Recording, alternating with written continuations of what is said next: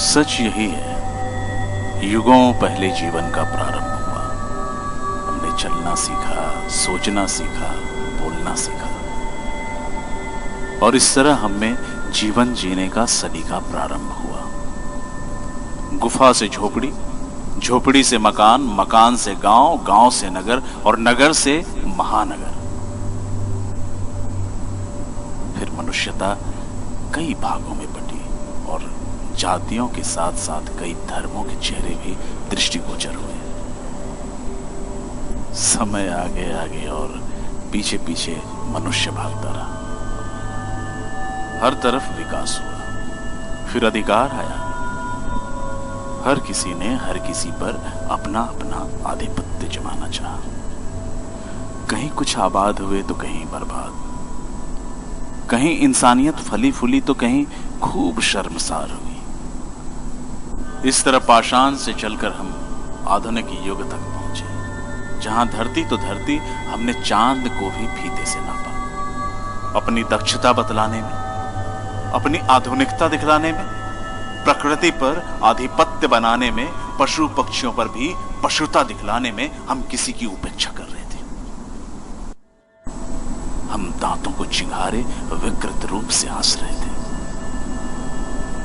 वहीं कोई रो रही थी, कहीं किसी का दम घुट रहा था। हम अपने कृत्य पर हर्षित थे, परंतु समय पाषाण युग से इस युग तक मनुष्य को अपनी उत्पत्ति के स्रोत को भूलता देख रहा था।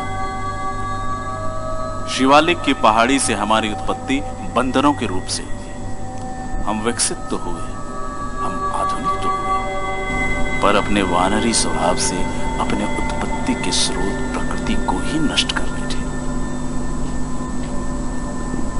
और आज रात के सन्नाटे में, सुबह में शांत सूर्योदय में, बेबाक चलती फिरती अस्पृश्य होती हवाओं में, लटकते आसमान पर हजारों तारों में, बोझ से हल्का महसूस करते खाली पड़े रास्तों में, बेमतलब के शोर से दबे पड़े थे उन पक्षियों की जोरदार आवाजों में, पेड़ों की झूमती शाखाओं में, अम्ल रहित वर्षा के फव्वारों में, अस्थिर पड़े जीवन के अंतरालों में आज प्रकृति खिलखिला रही है।